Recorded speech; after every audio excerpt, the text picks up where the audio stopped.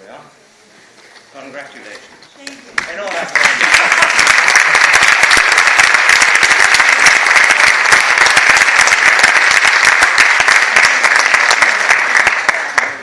There you are.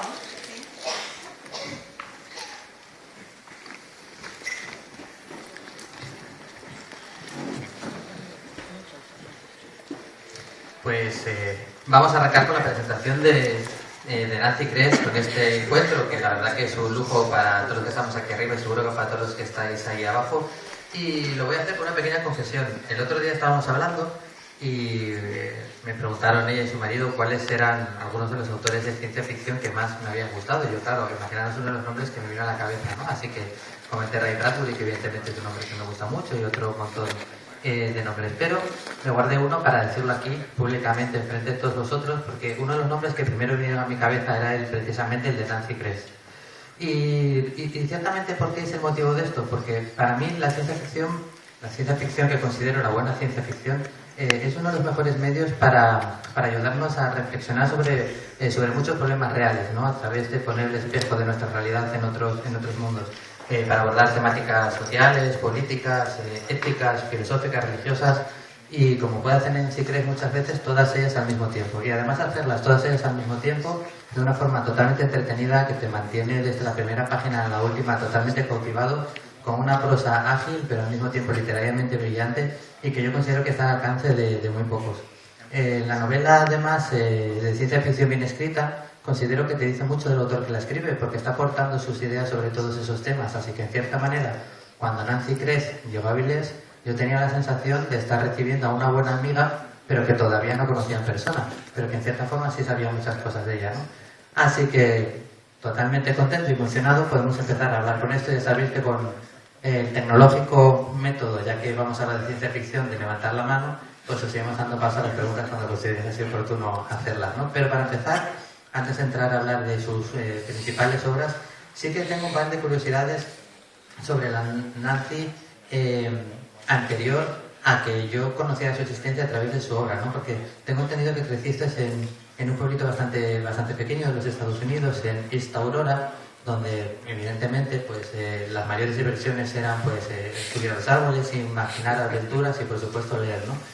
Todo evidentemente juegos donde te obligaban a usar la imaginación. De toda esa época de jugar, de soñar y seguir soñando ahora de mayor, ¿cuánto aquella pequeña Nancy que imaginaba historias soñaba ya con ser escritora, que tengo entendido que muy poco, que fue un poco casualidad? ¿Y qué queda todavía ahora en tus libros de aquella pequeña niña? I never planned on being a writer.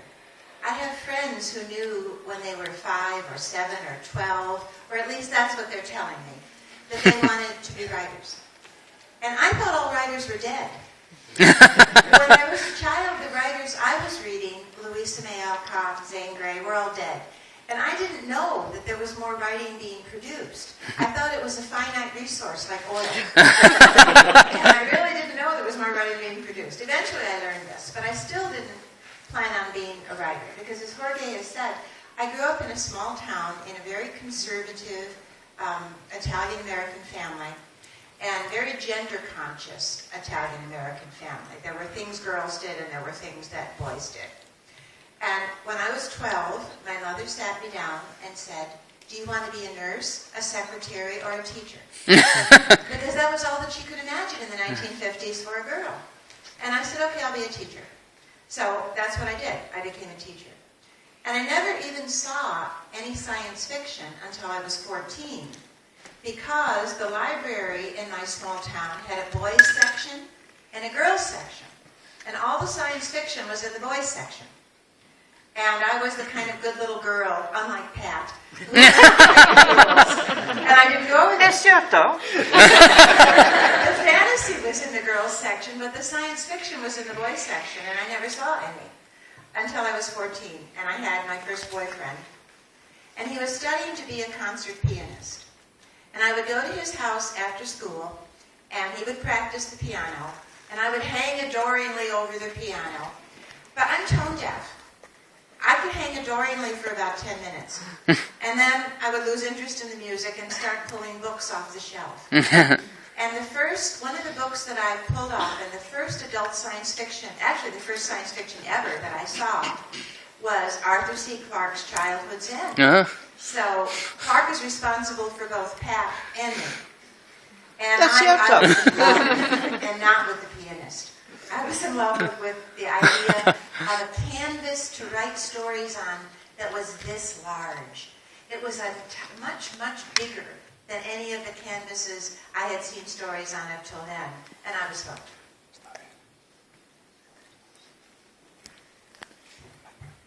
La verdad es que de niña nunca me imaginé que iba a ser escritora. Tengo amigas que me dicen a día de hoy que ya desde que tenían 5, 7 o 10 años tenían clarísimo que iban a ser escritoras, o al menos eso es lo que dicen. Yo no. Yo creía que todos los escritores y escritoras estaban muertos, porque lo que yo leía eran las obras de Zane Grey, de Louis May Alcott, y son escritores que habían muerto, y pensé, bueno, pues esto debe ser como el petróleo, que dicen que un día se va a agotar, pues se han agotado los escritores y ya está, no hay más. Pero como decía Jorge, efectivamente crecí en un pueblecito pequeño de Estados Unidos, y no solo crecí en un sitio pequeño, sino que crecí en una familia italoamericana y bastante conservadora, bastante estricta y sexista. Había cosas que eran para niñas y había cosas que eran para niños. Entonces, una niña solo podía ser secretaria, profesora o enfermera, no había más opciones. Y me acuerdo que cuando tenía unos 12 años, más o menos, en los años 50, mi madre me pilló por banda, se sentó conmigo y me dijo, bueno, ¿y tú qué quieres ser? ¿Secretaria, profesora o enfermera? Porque era lo único que ella podía concebir como una profesión para una mujer. Y yo dije, pues profesora, y efectivamente llegué a ser profesora. Pero el caso es que yo ni siquiera había leído ciencia ficción hasta que cumplí los 14 años. Y os explicaré por qué. En la biblioteca de este pueblo los libros estaban divididos por secciones. Había una sección para niños y una sección para niñas. Y en la sección para niñas estaban las obras de fantasía y en la sección para niños estaban las de ciencia ficción. A diferencia de Pat, yo era una niña buena. Y no se me ocurrió nunca pasarme a la sección para niños, así que lo único que leía era fantasía y no descubrí la ciencia ficción hasta los 14 años, que fue el momento en el que tuve mi primer novio. Mi primer novio quería ser pianista profesional y ganarse la vida dando conciertos.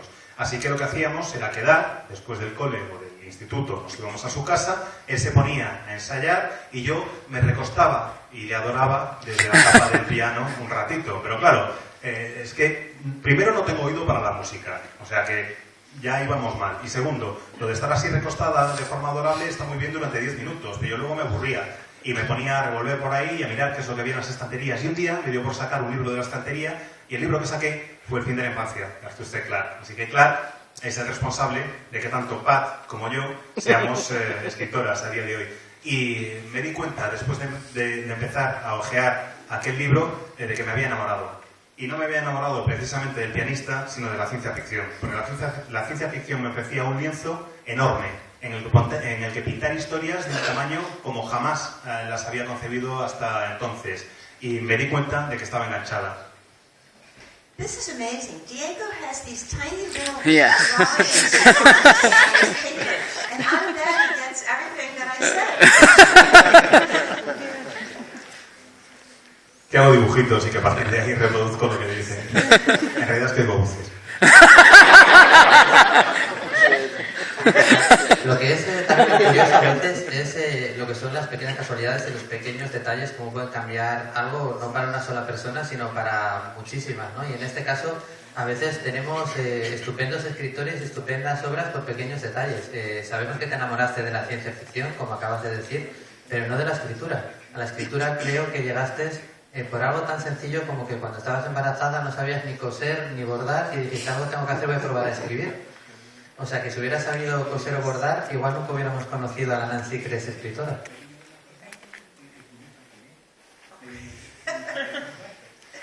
Yes, that's true.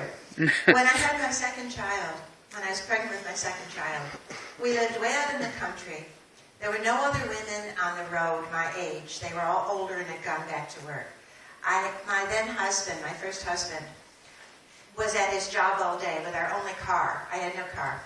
And he was taking classes at night, so he was not there in the evening either. And I was going crazy. The most intellectual stimulation we had was Sesame Street. So I started writing fiction just to have words of more than one syllable, or more than Ernie and Bert. You know, Alice, So I started writing stories, and I sent them out and they came back, and I sent them out and they came back, which is the usual way of doing it. And finally one sold, and I was thrilled. What I did not know was that the magazine it sold to, a magazine called Galaxy, was going bankrupt. And they had stopped paying their writers. And everybody knew this except me. So nobody was sending them any stories. And so they got mine, and they published it, and then they promptly went bankrupt and folded. And it took me 3 years to get my $105. But that was my first sale, and I wanted that $105, so I kept writing letters and writing letters and writing letters, and they finally sent me a check, I think, to make me go away. Pues efectivamente, es verdad. Cuando estaba embarazada de mi segundo hijo, vivía con mi familia en mitad del campo. En la zona en la que vivía no había más mujeres de mi edad, y mi marido tenía que ir, y además las que había trabajaban, tenían trabajo todas. Mi marido también tenía trabajo y se pasaba el día en el trabajo, se llevaba el único coche que teníamos y encima no volvía a casa hasta tarde porque después de trabajar iba a clases, iba a cursos nocturnos. Y claro, yo me estaba volviendo loca, porque en mi casa el mayor estímulo intelectual que había era Barrio Sésamo. Y estaba ya hasta las narices de oír a Epi y Blas diciendo «Hola Epi, hola Blas». Era todo lo que veíamos en casa, y decidí ponerme a escribir. E hice lo que hace todo el mundo. Empecé a enviar historias hasta que me iban rechazando y me las devolvían. Y enviaba otra historia y me la rechazaban y me la devolvían. Así hasta que vendí mi primera historia y me emocioné al lograrlo. Lo que yo no sabía es que la revista que en teoría iba a publicar mi historia y pagarme por ello era una revista que se llamaba Galaxy. Y que era una revista que estaba a punto de declararse en bancarrota, en suspensión de pagos. Todo el mundo en el mundillo lo sabía, pero yo no. Y nadie les enviaba las historias porque sabían que no les iban a pagar. Y el caso es que yo se la envié, me dijeron que la iban a publicar, y justo después de publicarla desapareció la editorial y desapareció la revista. Me tiré 3 años persiguiéndoles. Me tiré 3 años pidiéndoles que me pagaran mis $105. Y lo hice porque era la primera historia que vendía. Y al ser la primera historia que vendía, yo quería que me la pagaran. Así que les mandé una carta, y luego otra, y luego otra, y luego otra, hasta que al final, supongo que para librarse de mí, acabaron por pagarme y enviarme el cheque. En tus primeros cuentos y primeras historias transitabas sobre todo por el terreno de la fantasía, y de repente en un momento determinado nos llegaron tus... yo es que la primera novela que leí tuya ya era de ciencia ficción, ¿no? Pero ya diste el salto a la ciencia ficción, que nos reconociste, la que te enamoraste en un principio. Siendo así, ¿por qué tus primeros textos, en vez de empezar directamente con ciencia ficción, que era lo que te había enamorado, los hiciste más como fantasía, más tradicional? My first book was fantasy because I was in love with the novels of Peter Beagle, A Fine and Private Place and The Last Unicorn. And I wanted to write a story like Peter Beagle's, which I did, because every single reviewer said, "Oh, this is a lot like Peter Beagle." So I guess I succeeded. And then the next 2 were fantasy. I don't really know why, I guess because the first one was. But my first love was science fiction, and so eventually I switched over to science fiction. The thing is, nothing in my career was planned. I didn't know that I was going to be a writer at all. I didn't know that I was going to write fantasy. I didn't know that I was going to write science fiction. I didn't know that I was ever going to be a full-time writer. The whole thing, I just kind of tripped over it as I kept going on. And it was not a planned and arranged and organized career.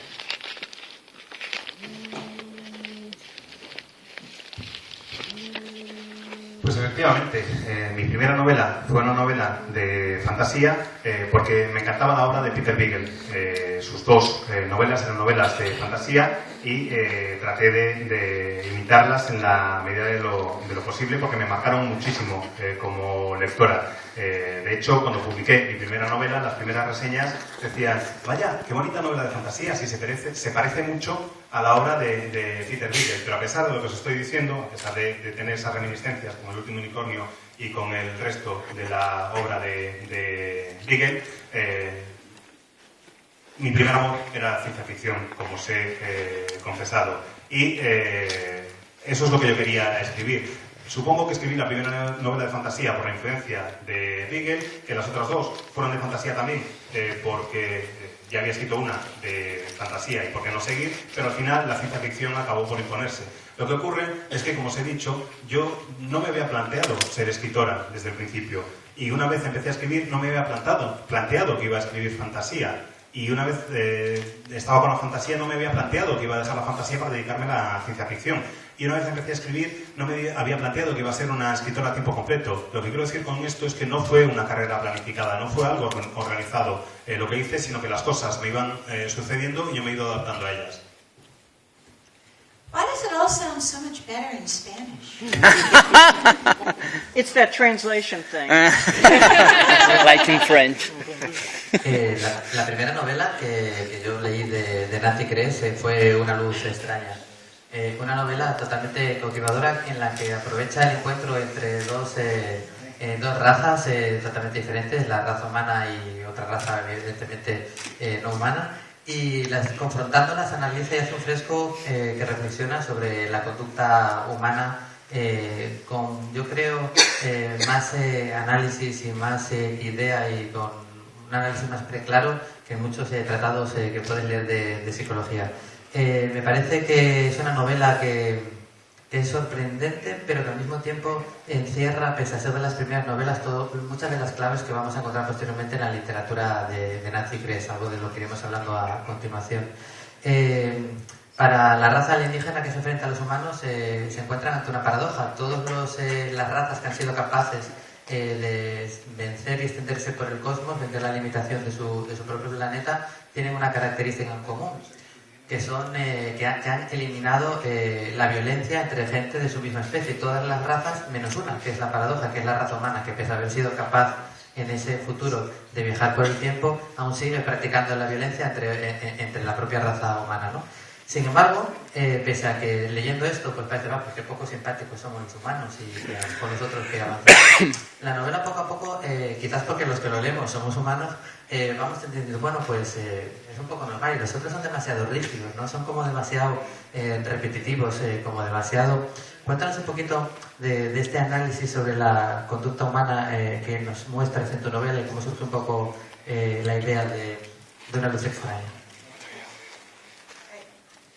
Two things. As time has gone on, I've become more and more interested in genetic engineering. And a lot of my later work deals with genetic engineering.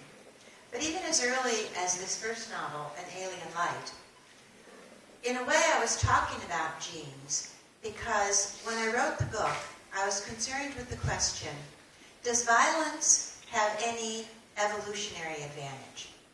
Does the fact that we are a violent species, and we always have been a violent species, does that confer any kind of evolutionary advantage? And the conclusion I came to is that among species that are genetically similar, where all of the individuals are genetically similar, there is less violence because they don't differ enough to fight over things that much. So my alien species don't do that. We differ a lot from each other, and we fight over a lot of things. And the advantage of this, and I'm not saying violence is good, I just wanted to see what evolutionary advantage it conferred. The advantage of this is that it breaks up groups so that they can then form into different groups, and there is a cross-fertilization of ideas. And you can see this happened in the history of Spain.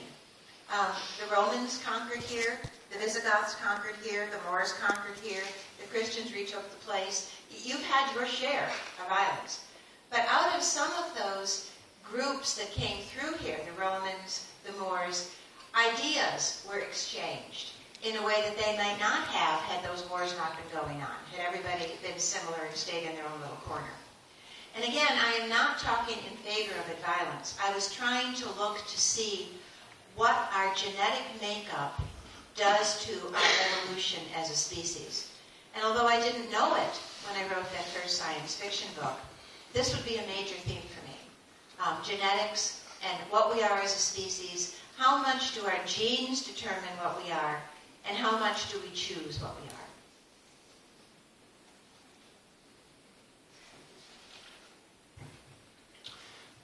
Bueno, un par de cosas al respecto. Con el paso del tiempo, de tu pregunta, quiero decir, con el paso del tiempo he ido viendo en mi obra cómo aumentaba el interés por la ingeniería genética. Es un tema que realmente me llama mucho la atención y que está muy presente en mi obra. Pero ya en Una luz extraña, en cierta forma, hablaba de los genes. Y hablaba de los genes de una forma un poco tangencial, y me explico.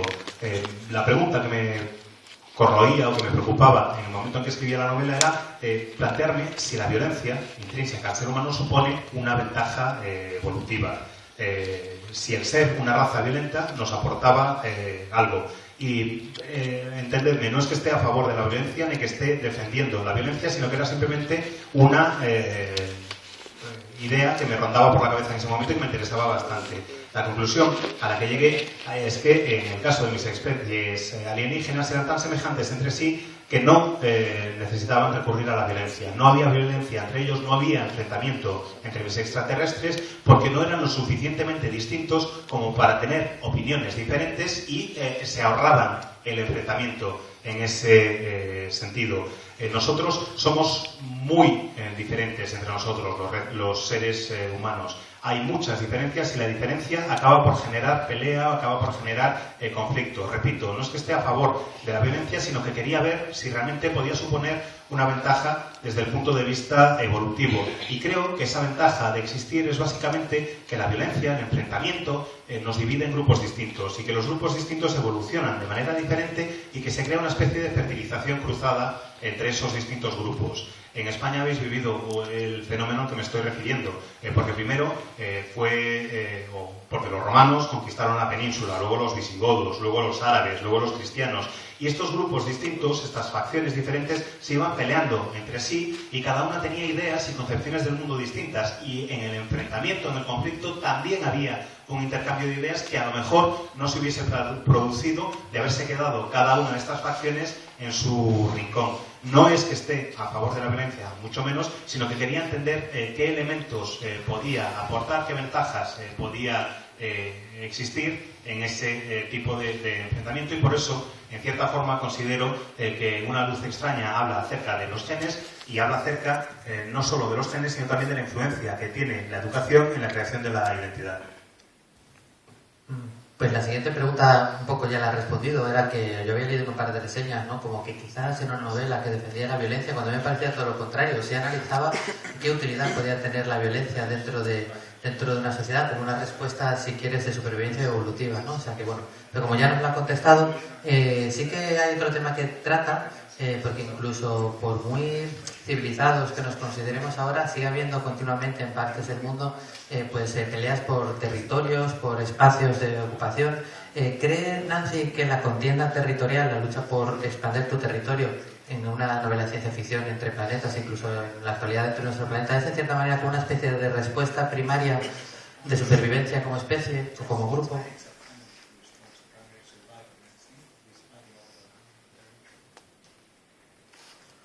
I think human beings are basically hierarchical.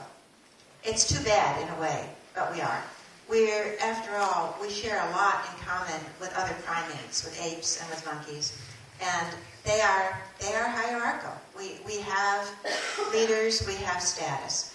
Whenever you have status and power differences, you will end up with fighting. Do I think that this is something that is going to go on? Yes, I'm afraid I do. And I think when we move out into space, we'll take it with us.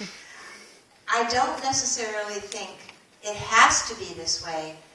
If you have a group of people, Ursula Guin covered this in her wonderful novel, The Dispossessed.